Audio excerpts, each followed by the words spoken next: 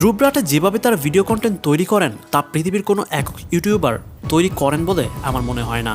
এই কথা বলার কারণ হলো, ধ্রুব যখন কোনো ভিডিও স্ক্রিপ্ট, শুট, এডিটিংয়ের সকল কাজ সম্পন্ন করেন তখন ভিডিওটি ইউটিউবে পাবলিশ করার আগে তা তিনি নিজের ব্যক্তিগত আইনজীবীর সাহায্যে পরীক্ষা করান। অর্থাৎ তার পরীক্ষিত ভিডিও কোনো প্রকার আইনগত ভুল আছে কিনা, দেশের আইনের বিরোধ করছে এমন কোনো শব্দ তার ভিডিওতে ব্যবহার করা হয়েছে কিনা তা পুনরায় পরীক্ষা করে দেখেন তার ওই আইনজীবী।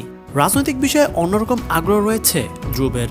প্রথম ব্লগ ভিডিও তৈরি করার পর তিনি অনেকগুলো ভিডিও রাজনৈতিক ইস্যুতে তৈরি করেছিলেন। বিজেপি সরকার নিয়ে তিনি তার মতামত দিয়ে একটি ভিডিও প্রকাশ করেছিলেন যা তিনি বুলশিট লিখে প্রকাশ করেন। তার ওই ভিডিও ব্যাপকভাবে ভাইরাল হয়। এই একটি ভিডিওর সাথে সাথে তার আগের এবং পরের ভিডিওগুলো ভাইরাল হতে শুরু করে। ধ্রুব মূলত ইনফরমেটিভ ভিডিও তৈরি করেন। তার আকর্ষণীয় উপস্থাপনা ও গল্প বলার ধরন এতটাই ভালো যে তার দর্শকরা খুব সহজেই বুঝতে পারে। বেশ কিছুদিন আগে তার ভিডিও ভারতের একটি বিদ্যালয়ের শ্রেণীকক্ষ